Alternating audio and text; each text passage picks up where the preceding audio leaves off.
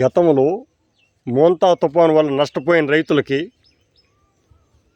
అరటి తోటలు పడిపోతే నిధులు మంజూరు చేయవలసిందిగా కోరుతూ ఒకసారి చెప్పి ఉన్నాం ప్రభుత్వానికి.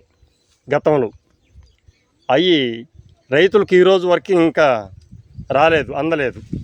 కాబట్టి ప్రభుత్వానికి మరొక్కసారి మరలా రైతుల తరపున మా ఛానల్ తరపున మళ్ళీ గౌరవనీయులైన చంద్రబాబు నాయుడు గారికి మరొకసారి విజ్ఞప్తి చేస్తున్నాం.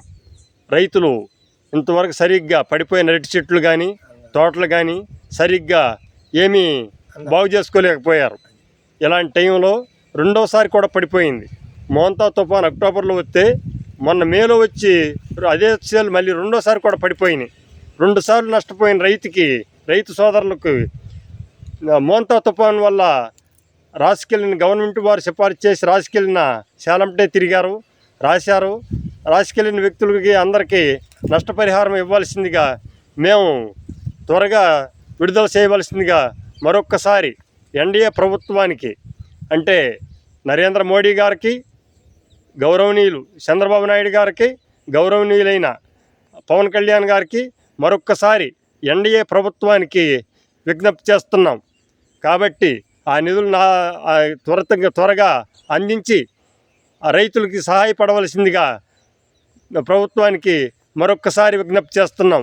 మరియు అంతేకాక కోసూరువారిపాలెం ఆంజనేయ స్వామి గుడి దగ్గర నుంచి మోపిదేవి లంక మీదుగా మోపిదేవి వరకు ఇరువైపులా చెట్లు మూసుకుపోయినాయని R&B వారికి చెప్పి ఉన్నాం గతంలో బాగు చేయమని.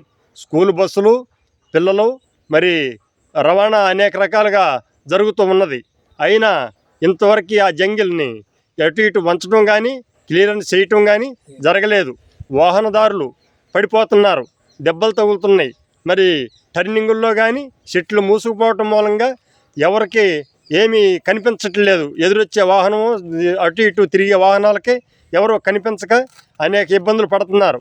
కాబట్టి వాటిని కూడా జంగిల్ని కూడా త్వరగా క్లియరెన్స్ చేయమని చెప్పి మరొకసారి అవనగడ్డ R&B వారికి చెప్పవలసిందిగా జిల్లా ఫస్ట్ క్లాస్ మెజిస్ట్రేట్ అయిన బాలాజీ గారికి, కలెక్టర్ గారికి ద్వారా మరొకసారి జిల్లా కలెక్టర్ గారికి మా ఛానల్ ద్వారా మేము విజ్ఞప్తి చేస్తున్నాం.